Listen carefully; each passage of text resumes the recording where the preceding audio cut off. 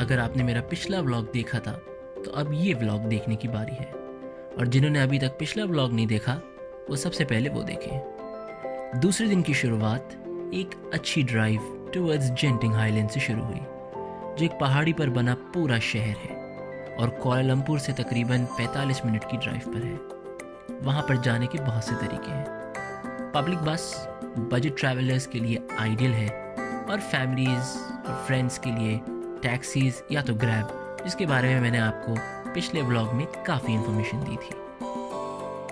मेरे साथ ज़ैनुल आबिदीन है जो हमारे कैब ड्राइवर थे। इनकी ना सिर्फ कॉन्टैक्ट डिटेल्स बल्कि इनकी स्टोरी भी आपके साथ इस वीडियो के आखिर में शेयर करूंगा।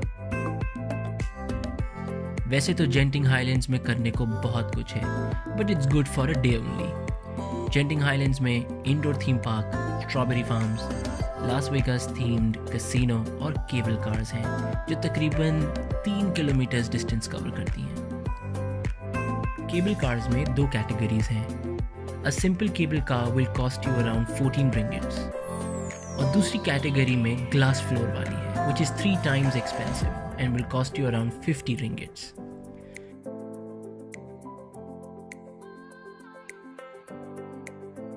केबल कार से कुछ ऐसे व्यूज़ होते हैं।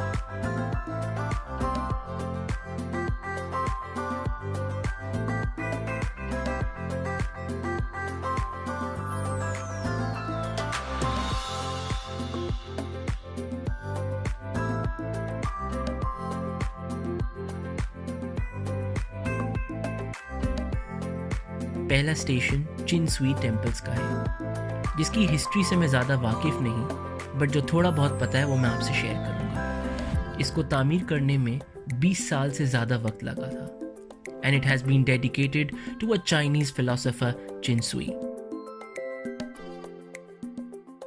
You get to witness a 50 feet tall Buddha statue.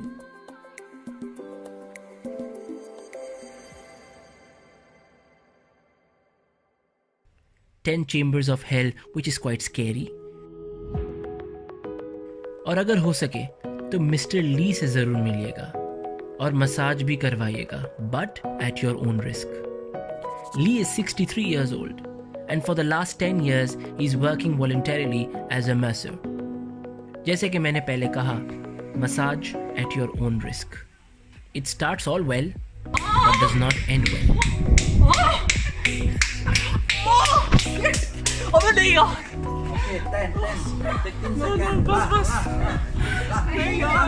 इस मसाज का असर कुछ मेरी अकल पर भी हुआ, और मैंने तूफानी बारिश में ड्रोन उड़ाने की कोशिश की, जो बुरी तरह फेल हुई।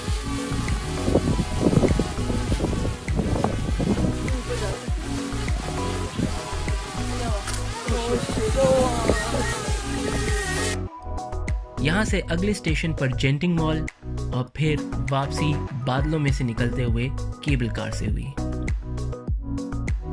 वापसी में ज़ैनुल आबिदीन ने हमें मलेशियन किंग का ओल्ड पैलेस दिखाया, जिसका एक हिस्सा अब एक म्यूज़ियम में तब्दील हो चुका है, और फिर वहाँ से वो हमें जलन अम्पांग की ओल्ड फूड स्ट्रीट ले गए, जहाँ हम 5 लोगों ने 30 रिंगिट से भी कम में खाना खाया। तो मलेशियंस काफ़ी अच्छा ड्राइव करते हैं एशियन स्टैंडर्ड से कंपैरिजन में, बट रिवर्स गियर में ना जाने कहाँ देखते हैं, या शायद देखते ही नहीं। मलेशिया में तमिल्स बहुत हैं जो ब्रिटिश राज के टाइम में rubber and palm oil plantations पर काम करने के लिए सदर्न इंडिया और श्रीलंका से लाए गए, और अब वो मलेशियन नेशनल्स हैं, and they've gelled really well into the Malaysian culture. Zainul Abidin का पुराना नाम नागालिंगम था, और उसने हमारे साथ कुछ बातें शेयर करी कि वो किस तरह इस्लाम की तरफ रागिब हुआ। And then suddenly, when I finished, some people give me the 25 Nabi book. asked me to read. Okay. He said, "You all Malay friend? You don't convert Muslim?" Zainul Abidin के मुताबिक शायद जिन सड़कों पर हम घूम रहे थे वो 3 साल में ख़त्म हो जाएं, क्योंकि गवर्नमेंट का फोकस टूरिस्ट अट्रैक्शंस पर ज़्यादा है, जिस वजह से ओल्ड सिटी आहिस्ता आहिस्ता ख़त्म हो रही है। मगर एक अच्छा काम जो वहाँ की गवर्नमेंट करती है वो ये है कि लोगों को बदले में अच्छा घर तामीर करके दिया जाता है ताकि उन्हें बेसहारा नहीं छोड़ दिया जाए। शायद दुनिया में आप कहीं भी चले जाएं, कॉमन मैन की प्रॉब्लम्स काफ़ी सिमिलर होती हैं।